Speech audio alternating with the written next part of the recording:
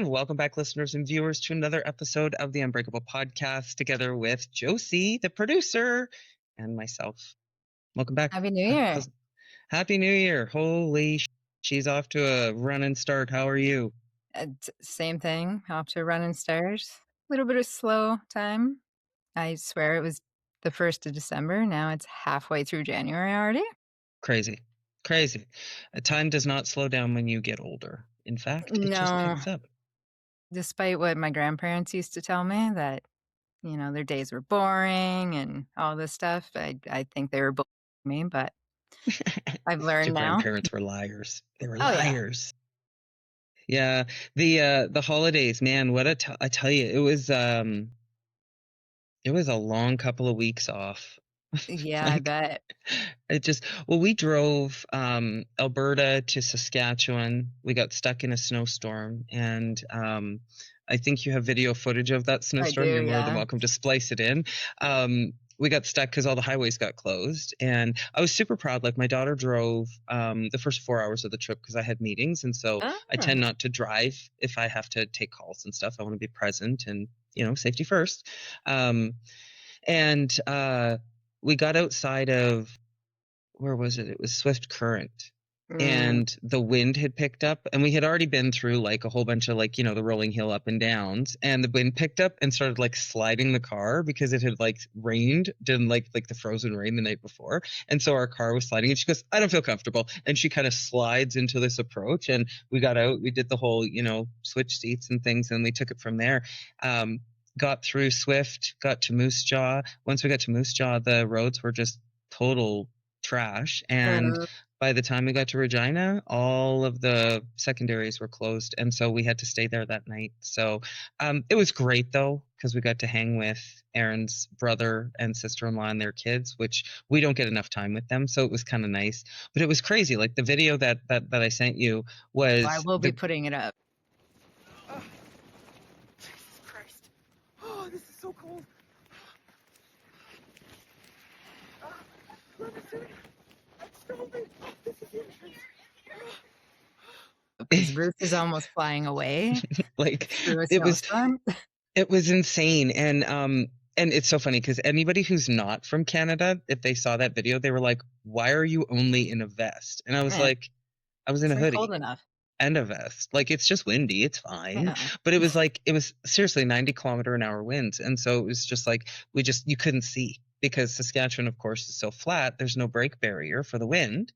Nobody puts trees up. And so you just couldn't see. So it just wasn't safe. But so we lost a day with my mother-in-law, which was unfortunate. But then we were up into Dauphin, and that was great. We got to spend lots of really good quality time with my mom up there. Lots of emotion, because it was the last Christmas. We're not going to be going back there again. And so that was tough, because that's the house where I made my last memories with my dad, where, we've built a small community there because we go there so often, or had been going there so often. And so it's like, it's my last Christmas workout at this gym. This is my last Christmas coffee with this friend. It's my last time shopping at this really disgusting Walmart, which I'm not really sad at. Although I have to tell you, so we, along with everybody else in the universe in Dauphin, were at Walmart on, I think it must have been the 23rd, maybe. It wasn't the 24th, because I'm not that crazy. And I was so Aaron got me these really, really nice kind of like Nike leggings, right? Ooh. And so, but they're like a peachy pinky color. So if you just kind of flash and look, it kind of maybe looks like I might not have pants on. Pretty much. So I'm standing there, and it was just it was that kind of busyness where you're like, I'm just not going to move. I had nothing to do there. Erin had shit she needed to do. My mom was like, I'm going to go look over here. And I was like, I'm just going to stand here, because I'm not battling all of the, because nobody has any spatial awareness, right? And so I was just kind of standing there, and I'm texting on my phone. All of a sudden, this kid, I feel this little hand on my inner thigh, and it's this little girl walks up, and she just starts petting my adductor. And I was like, and her mom was freaks out and is like, oh my God. I was like, it's fine. And the little girl looks at me, and I was like, it's a really nice color, isn't it? I didn't want to make her feel bad, but I was literally, this kid was as she's walking by me, I was like, kind of so I texted a friend about that, and I'm standing in the middle of the mall waiting for my mom and Aaron, and everybody's doing their own thing, and I'm standing there, and all of a sudden I feel this stroke down my hamstring, and I turn around and it's my girlfriend. I was like, it's a weird shit, man. But yeah, so it was a bit bittersweet. That's good. Seemed Yeah. busy. Oh I mean, God, yeah. I was nonstop, surprisingly. I think Yeah. that's my way Friendsmas of went not well. dealing with my emotions, so Yeah. Yeah. it's like, yeah, book it all in. And I had 2 new babies around this Christmas, so that was good. Emotionally, it was a hard one. It was first year with no family, not just, unfortunately, my mother, my brother that I don't talk to, but usually I have somewhere that I'm, spending it with my aunt or my nan or a cousin or someone within my blood family. So it was a tough one, but it was actually really nice. It was a nice It was Christmas. okay.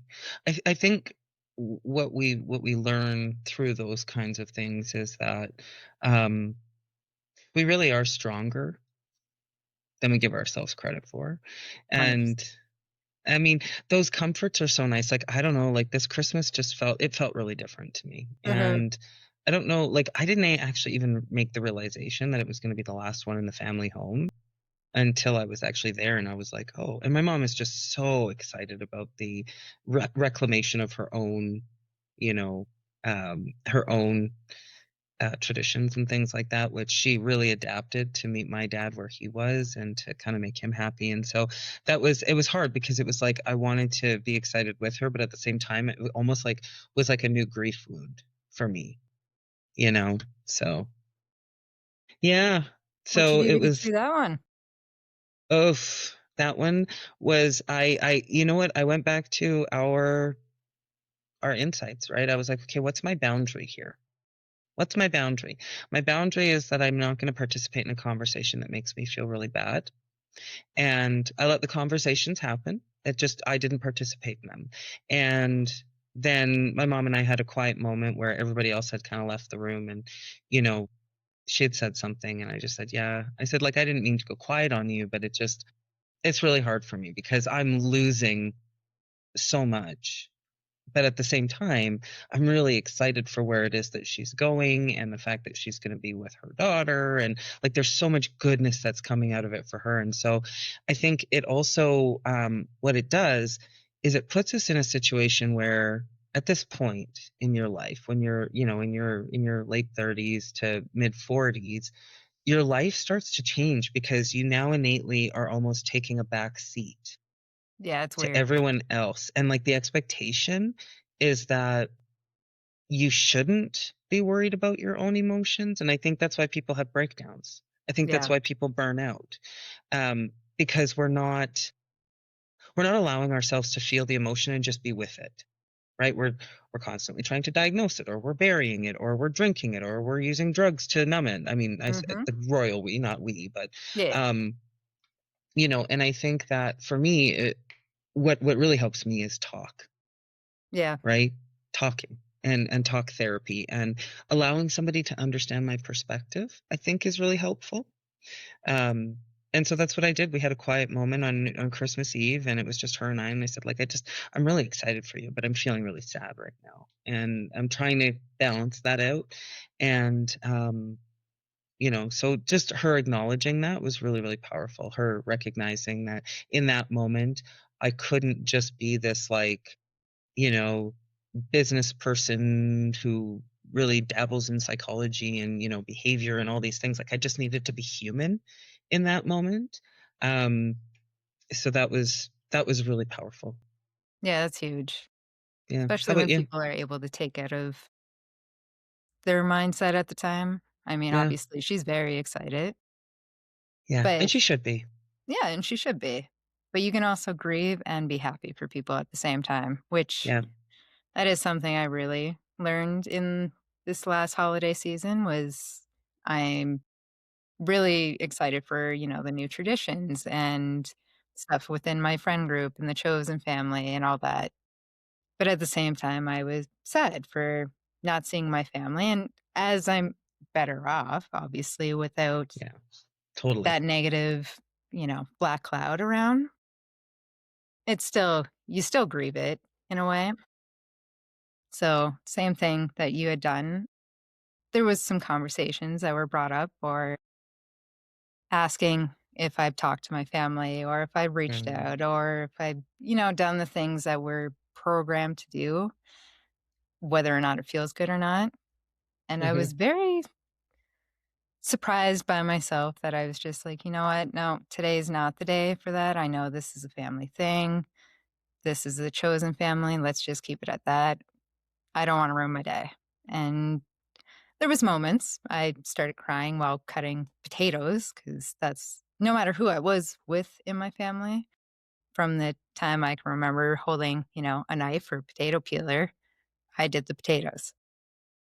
So I had my moment, but it was the first time I think I was like, "Oh, you know what? I'm actually just gonna feel my feels for now. Yeah. I can be sad, but I can be happy at the same time." So or not sad, but grieve and be happy at the same time. So it was an eye opener this year.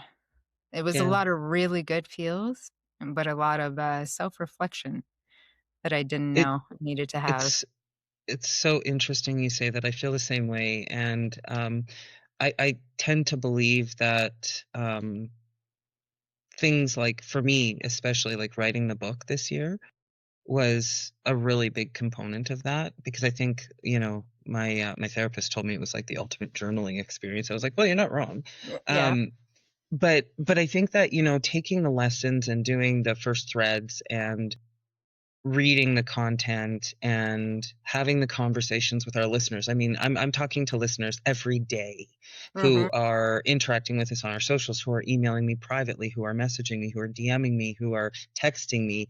Um, and to hear the impact that we're having because of the conversations that we're allowing ourselves to participate in. And not only just like this, but I think, you know, having the internal dialogue or going and having that talk therapy time that we Mhm. both participate in. I think I firmly believe that Unbreakable gave me a better platform this year for myself to stand on, to feel more mentally whole and capable to Yeah. deal with these kinds of really heavy emotions, particularly at a time when everybody is really happy. It's all about family, right? Yeah. That's a tough one to get through. And honestly, I have to put Unbreakable kind of up on a pedestal because I picked the book apart and, I create the content obviously from what you've already written, but I'm not just creating the content. I'm actually doing the work while creating the content.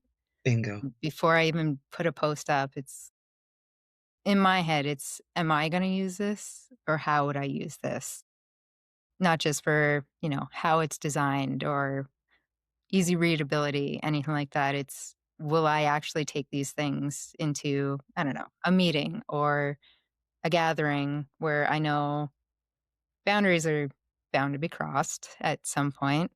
How am I going to, get through that without, I have a little bit of an anger side that I keep in check for the most part, but I don't want to be known as the explosive person that just because I don't like the conversation doesn't mean I have to come off in a negative way. I can literally just put the hand up and be like, "Okay, no, I'm not taking part of this. You can continue on with your conversation, but going here on the other side of the room with the 3-month-old that's way more fun to hang out with than Yeah. this conversation." Yeah. But Unbreakable has taught me so much about myself. And I mean, we all read the books. Okay, maybe not all of us. Not all of us are psych nerds, but we can read the book and not do the work. Yes, you know the information, but you don't actually know how to execute it. Whereas taking from Unbreakable and what you've written, you have the words, you have an execution, and we have a bunch of stories now on the podcast that that's what the work did. Like Yeah. they did that work and this is their outcome. And so far, I don't think we've had any bad stories. We've had some heartbreaking stories, some crazy resilient stories, but they've all had a great outcome at the end. Yeah. Yeah, I tend not to hang out with assholes. I always tell people I don't peck with the pigeons, I soar with the Yeah. eagles. And I think that when we look across the landscape of Unbreakable, we're really, I think both of us have kind of grown inside of that. And it's interesting.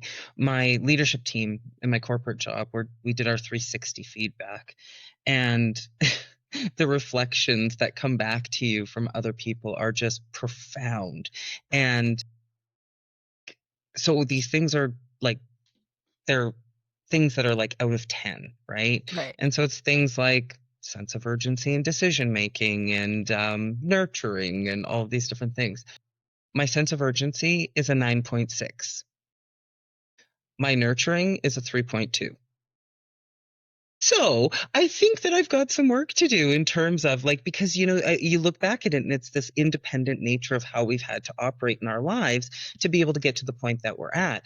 And, I actually did a therapy session this morning, and I said to my therapist, one of the things that I think we need to tap on a little bit more, that I had this really amazing realization, because I did a lot of like introspective thinking while we were on holidays, Mm-hmm. because I've also started to put some device management strategies around myself, because it's very Same. easy to just sit on your phone for 10 hours.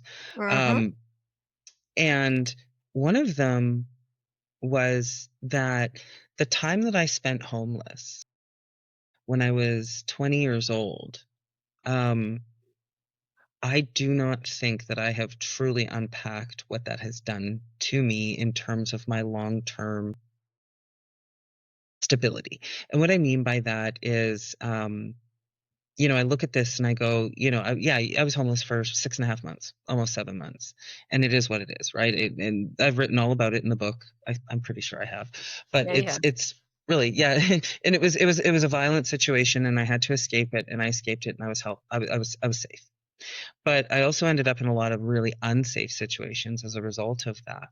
And I was the working homeless. It was in the time, oh yeah, I did write about this extensively in the book, actually, because Mm-hmm. it was during boomtown, right? Like, there was vacancy rates were zero in Calgary. And so I would go from house to house, and I would surf room to room.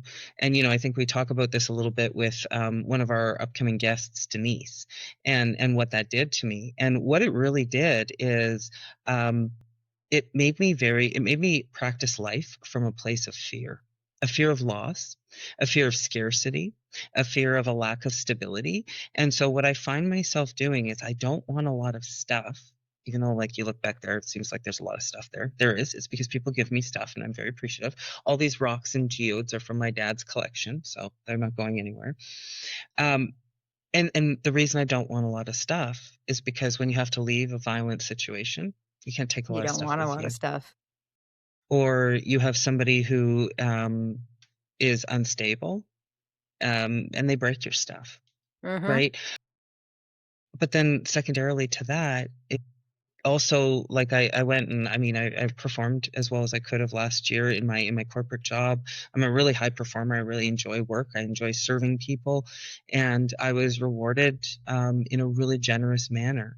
And I was really thankful for that. And so the first thing I do is I start sharing the love. It's like, okay, well, you get a bonus, and you get a bonus, and you get a sponsorship. And it's because I don't know what to do with all of it, first and foremost. But then what I recognized is, I don't like to spend. I like to save. And it's not because I'm saving for anything specific. It's It's because I'm just there. afraid of not having enough to survive and have a home. And it's so interesting that it was those quiet moments during the holidays where I was able to sit and reflect, where I was able to see those synergies with my past and the things that trigger me. Um, and so, like, those are things that I know that I still need to work on if I want to achieve, you know, the year that I want to have. And so when I talk about my word of the year, command is not command and control. Command is being in a position to manage myself and those triggers, and not make those triggers somebody else's problem. Because, granted, we all have a responsibility to behave in a responsible manner when we're at work, and be tactful and diplomatic at the very minimum. But not at any point do I think that my family, my friends, my colleagues, or my, my team members are out to get me consciously. But what does that subconscious past blueprint look like? Yeah. That's a hard one to break. Yeah. Funny enough that you bring up that story because through the holidays, I am a video game nerd. Some people know that. But I started working in a bar when I was 11 years old because I did also live on the lower end of, the spectrum of money. So whatever I wanted, I had to go and get a job and do that. And it was New Brunswick and definitely illegal that I was working in a kitchen bar, but I did that. So I had started my video game collection then. And no matter where I moved or if I had a home to stay at or not, I always had my box of video games that from, the early 90s until now. So this year, I'm surprised I haven't done it because I have games that, I bought 20 some years ago. I packed them all up, I listed them all, and I sold my whole collection from back then. If you would have asked me about that a year ago, not a chance would I let that go. And I wouldn't let it go because I worked so hard for that. And that was my look what I can do for myself. And I think over the years, especially within the last year, I'm like, I don't need to hold on to this collection because anywhere I've moved, it's always Yeah. been a pain in the ass to move with me. And now, I mean, if we want to talk video game systems, I don't need all those things. I can download it on a system anymore. I don't need a physical thing to prove, I don't not my worth, but what I Your can do to get my capability. there. Yeah. Yeah. So I bit the bullet and sold like over 300 games, a bunch of the systems, and slowly dwindling down on my stuff. And I don't think anything has been so freeing. And I Yeah. How didn't did it realize feel? it was almost like an anchor to my Yeah. past. Yes. Yes. How Yeah. did it feel? Like, how do you feel? Like, okay, so anchor and, those kinds of things, but like the first set of stuff that you gave away and sold, what did that feel like? Like, explain it to me. I thought I was gonna be scared because I'm like, "Oh, I'm letting go of this what is a really big part of me with, my first 20 some years of my life where I was a poor kid and I worked sometimes 2, 3 jobs. I graduated while working 2 jobs, like from 4 to 8 in the morning at a Safeway bakery, and then I'd go to school, and then after school it was, a greenhouse or whatever other job at that time. So all those little things were like but I worked really hard for that. I kept a roof over my head. I Yeah. graduated with honors. I did the things. Then I went to college, but I was still able to get myself the things that I wanted. So I'm like, if I actually get rid of this, am I just being like, oh, screw that part of my life? Like, it's actually not that big of a deal. So I had the dilemma. I'm like, do I keep it just to have that memory of who I was and where I am now? Or do I let it go? It's served its purpose now. It's got me through to 35 years old, good to go. So now I kind of feel like you know what an inukshuk is, and I'm sure what, a lot of our listeners and viewers do know. Can put one in post production. Yes, I will put a picture of an inukshuk just in case you don't know. I felt like I was putting the last rock on the top of an inukshuk. Oh, Yeah, I'm good now. Clean slate. Where I go from here is, I wanna travel, I wanna start a family, that kinda stuff, so that pivot. part, it felt like a wave came over me. I held the box and I'm like, "Do I really wanna give this box to this person?" Like, yes, they're giving me some money for it, but do I wanna let that go? And then as soon as I let go of the box, I actually just felt so light. It was weird. That energy of the past. And I think that that's exactly it, is the the ability to just release the energy of the past and not carry it with you. And I think when I look back at how it was to write Unbreakable, that's what it felt like for me. Like it was, I've allowed these stories to kind of come out bits and bobs Mhm. through whatever. But this is the first time that I've actually really taken a really good look in the mirror and written the the true statements of where Yeah. I've come from. And in doing that, there was definitely a grief process. There was, you know, reliving a lot of things. Like I remember going into my journal and writing how I was triggering myself to share these stories. But yet at the same time, I felt this weightlessness Mhm. once they were out and on the paper.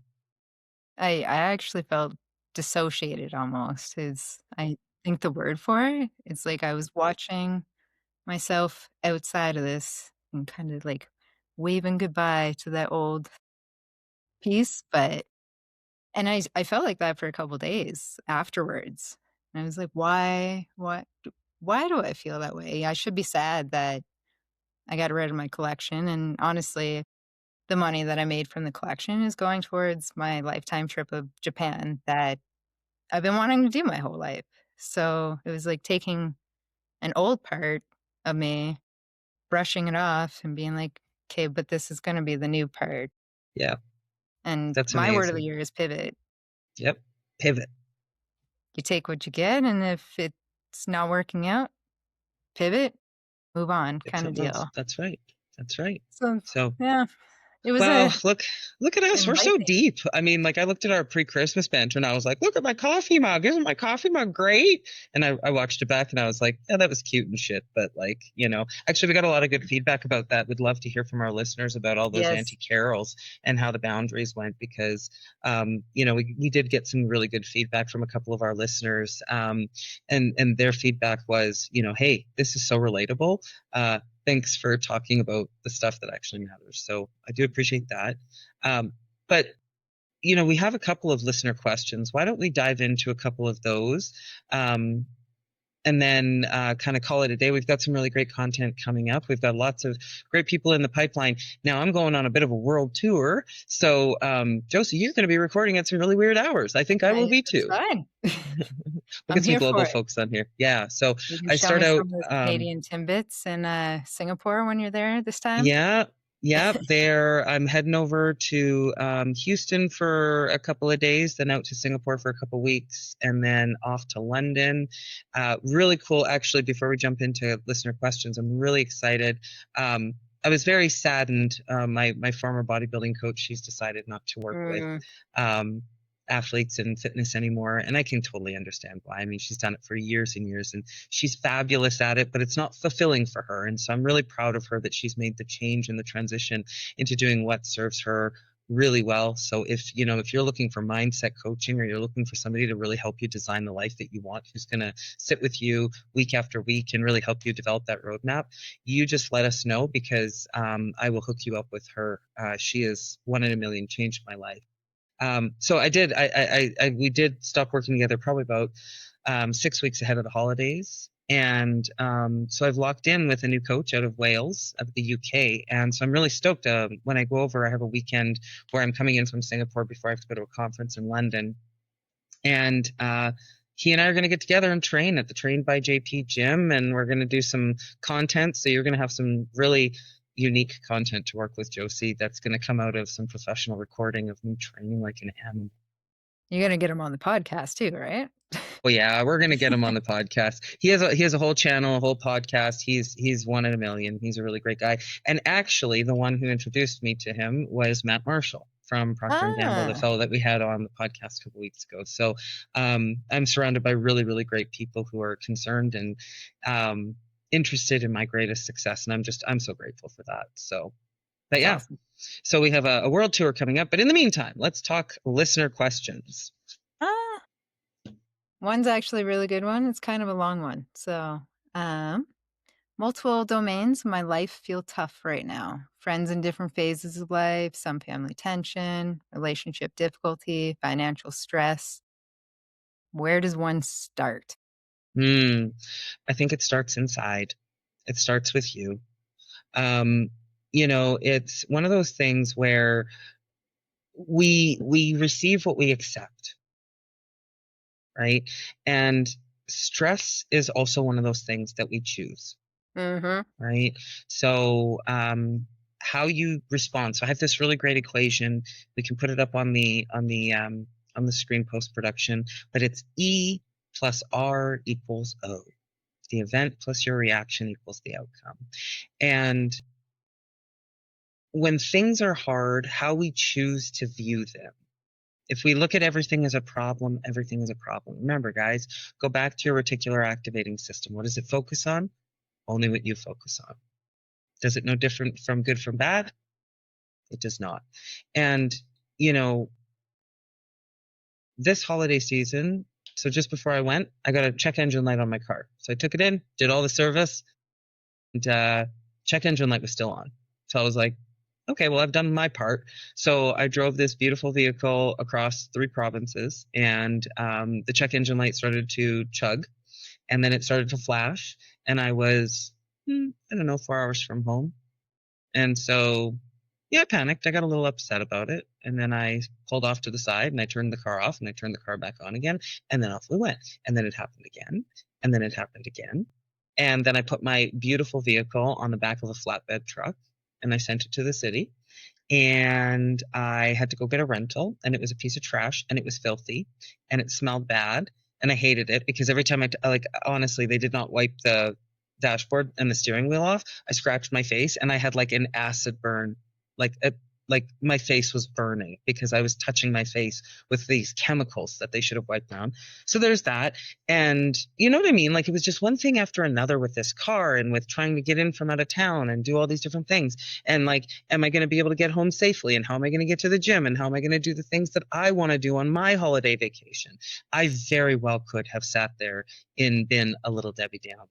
Yeah. But what do I always say? Action kills anxiety. Very. Right. And so ask yourself that metacognition. Why am I thinking this way? Why am I allowing this to be a stress to me? Why is it so important to me that I feel stressed? And a lot of times that's where I start to discover that I maybe have something that's going on for me that is an unhealed part or a part of myself that I haven't gone back and addressed. But I always start by looking within. Why am I feeling this way? Why am I sitting in a situation where my friends, my family, my work, and my hobbies are all stressing me out? You control everything. It's a weird concept, but it's also easier to focus on the negative than it is to stop yourself from doing the negative things. It almost feels psychologically better to be negative because so many people around you kind of have that mindset too. It's like they don't want to talk about the good things. They want to bitch about, the neighbor, the car, the, you know, person at the gym, anything like that. So the same thing you said though, it's you kind of got to stop, look at yourself and be like, well, why am I being negative about that? I know in my case, I spent a good part of I'd say my 30s being so negative because I'm like, well, all the negative shit happened to me in my life. So you just keep that going, right? But once you start changing that, being like, yes, some bad things happened. Yeah, that was a shitty thing that that person did. Yes, I got cut off, but do I have to sit here and bitch about it? No, I'm safe. I'm good. Car's still on the road. No one's hit me. Beautiful day outside. It's not minus 40. Yeah. Once you start to, really switch over how you're thinking of things, It changes. and it feels better. And it's not that toxic positivity stuff either, right? Like, it's literally focusing on what you can control, I think, is the number one thing. And, one of my first reads of the year is the 4 agreements. And the 4 agreements really are be impeccable with your word to yourself and to others. That means, if you're sitting around the coffee, having coffee and you're gossiping about other people, stop it. Like, what value? You get a limited amount of time in every single day on this earth, and you do not know the time or the date when it is going to be your end. Like, is that what you want? Is to be the person who sat and had coffee at Tim Hortons or at the coffee shop and just sat and gossiped about other people, or sat there and like phone surfed the whole time? Like, come on, stop it. You know, the next one is take nothing personal. Don't take anything personal. If you give them the power to feed you, you give them the power to starve you. Mhm. Always do your best. Don't make assumptions. Oh, yes. Okay. Don't make assumptions. My dad used to say that to me all the time. Don't make assumptions, Catherine, because it makes an ass out of Yeah, so you do you and and me. me. And the other thing is, you know, you look at this and it's perception based, right? I mean, something could go on, somebody could say something could happen. And then your perception, because maybe you communicate with these people solely in text message, or you don't ever have a conversation, or you were left off of a family or a group email or text chat. Like, it just, like, all of those things. I always say to myself, why would a reasonable, rational human being do that or behave Yeah. that way? Right? Like, is it me? Sometimes it is me, right? I know I'm not always the easiest person to get along with. And sometimes I often joke that people stay friends with me so that they can have access to Erin, because she's a really nice person. You know, and I know who I am and I own who I am. But at the end of the day, I also don't give people the permission to treat me in a way that I don't want to be treated. And sometimes it just means that you have to have a hard conversation. And sometimes it means that you just have to stop responding when people reach out to you. And I have done that. I'm usually a very quiet exit kind of person. Yeah, the Irish Like, goodbye. yeah, I'm the Irish goodbye in social media. I'm the Irish goodbye in text messages. I'm the Irish goodbye at a conference, at a party. Like, once it stops serving the greater good, or I don't feel like somebody's bringing the same level of participation to a Mhm. relationship, I'm out. Yeah, same. Time is so short; it's fleeting. So, yeah. Do we think we answered that one? I think so. Any Yeah. loose threads? Okay, hit me with one more. What else we Let's got? see.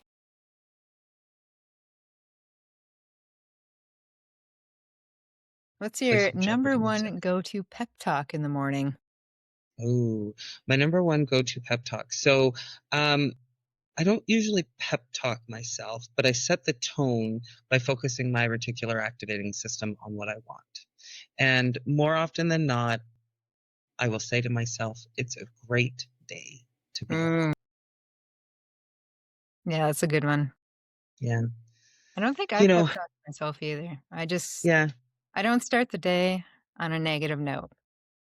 Like if I no. want to almost bitch about something right away, I'm like, no, no, no. Let's think of something good about today first. And it really does. It sets tone for the rest of the day. Mhm. If you're going to start in a negative way, you're going to find, like you say in all the reticular activating stuff, you are now focused on that one thing. There's your whole day. So Absolutely. mine's focus on one good thing. Yep, absolutely. And you know what? Honestly, a lot of times I start with gratitude, right? And I Mm, used to write in a journal every single morning. I don't give myself that task, if you will. I don't like to schedule myself outside of my incredibly busy schedule at work, right? And so I do the things that tend to serve me, right? And so there are people that I catch up with every single morning who I choose to have a full text catch up and conversation with. And I do that while I get some steps in. Some days I have formal cardio that I'm doing on my Max trainer. Other times I'm just walking on my walking pad and getting my body moving. Like, that's a really big piece of, obviously you guys know that it's a big part of my life, is being healthy and well. But even to that end, I think that there's the opportunity to really just be gracious and be thankful for what it is that you have, versus waking up thinking about what you don't have. And again, yeah, we always want to focus our reticular activating system on the right things, but it's so great to wake up. And I said this to a workshop that I facilitated last week. Shout out to Charter PM if you guys are watching this. I I said to them, you know, I can wake up and count on both hands how much gratitude I have every time I wake up. And, you know, sometimes it's maybe you're having a really bad time and you're having a rough patch. There's absolutely nothing stopping you from waking up and being grateful for your vision, for fingernails, for the ability to walk, for the ability to taste food, for the ability to have food. I think it's focusing on the things that you have and the things that you want and letting go of everything. Because it is tumultuous right now in our world right now. I don't know about you. I've stopped reading the news. I Oh, just can't. 100%. And scrolling social media, like I've started instituting a thing where I plug my phone in my room face down by 9 p.m. every single night because Mhm. I just can't handle the way that the media is behaving. I can't handle the way that our government officials are behaving. I can't handle any of that stuff because the first thing is, yes, is it concerning? 100%. Am I turning a Yeah. blind eye? I'm not. But at the same time, I can't do a single thing to stop it because if I could, No. I would have. Exactly. Right. So it's what can you control in the day and how you can control it, or what you can control is how you choose to show up. Mhm. So that's my pep talk. Take that and record it every single morning, kids. Just replay this one part of the podcast. Yeah. You'll be good. We'll make this into a clip for you, short. Yeah. And by we, I mean Josie. We know who the brains are in this operation. It's not me. You're half of it. Come on. Hi, goodbye. All right, let's hit one more and call it a day. Oh, wait, we answered. How do you measure progress? I think it depends on what the progress is, right? So I measure progress in a number of different ways, right? So the first thing is if I were doing it physically, like with my bodybuilding, there are methods that my coach uses, and I follow those methods because people, if you're paying a coach, do what you need to do to get your investment out of that coach. I can't believe Yes. how many coaches I hear talking about their shitty clients who don't do check-ins and don't take pictures and take selfies and, Then why you pay know, them? like I don't If anything, I you're don't know. wasting their time. Isn't that the truth? But it's like if you want to, like if you guys are not interested in taking your coach's feedback, but you need to spend some money, I will put my PayPal in the show notes. Josie and I will split that, and we will gladly take your money because that is ridiculous. So, Yeah. anyways, there are a number of ways that I measure progress in that space. But when I look at that, I also look at it from the perspective of mental well-being and harmony, and I measure that in terms of how well I can cope, like where my triggers sit and how well I'm handling conflict, right? Like I love to look back in a situation and not feel guilt, shame, or cringe based Yeah. off of my reaction. Like, have you ever done that where like you go and you have an interaction with somebody and you're thinking about it that night before bed, you're laying in bed and you can't stop Yeah. And thinking you're like, about like, shit, why? like, oh, that's so cringy. Like, why did I do that? This is Like, where I it's the, wish the like new age movies where you could rewind and be like, okay, let's just yes. redo that Well, one. it's almost like the server who like at the Starbucks drive-through where they're like, okay, well, have a great day. You too. Okay, I love you. Right? Like it's Yeah. like those awkward moments where you're like, right? So I think that your ability to handle discomfort is a really good metric of progress. Silence. Can you handle silence? Whether I know that's when you're many by that can. yourself, very many that cannot. So it's like I measure this in a couple of ways. This is actually what I'm finding one of the leadership behaviors that I'm being asked to break more often than anything else is constant interruption. Yeah, I could see that. Right. And what it's coming down to is we've lost our ability to be fully present with people. We think that because we're sitting with them, that we're present. But if you're disrupting me while I'm speaking to you because you just can't wait for me to hear what it is that you have to say about what I haven't finished saying, that's a problem. And Yeah. it just speaks to the lack of presence and resonance, right? Like I'm so important in this conversation that I have to get my point in because whatever. And so I use that as a really great example because it's relevant to the population that I'm working with right now. But when you stop, because it's something that I'm actively working on, because it's something that I think we can always think about is our active listening skills. Am I listening to understand, or Or am are I you listening listening to for respond? advice? Yeah. Correct. And the ability to actually, really respond to what it is that somebody's saying. And in some cases, I am 100% listening to respond because I just don't give a shit.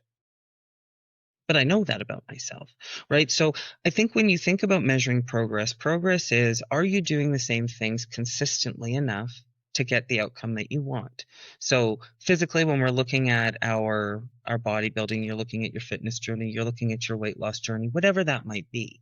Maybe it's mobility. Are you doing the things that you need to do? Those are very tangible. You can feel them, you can see them. They're very visual. But when it comes to the social sciences, when it comes to your behavior and how you're choosing to show up, that metric is something that you have to be able to sit with.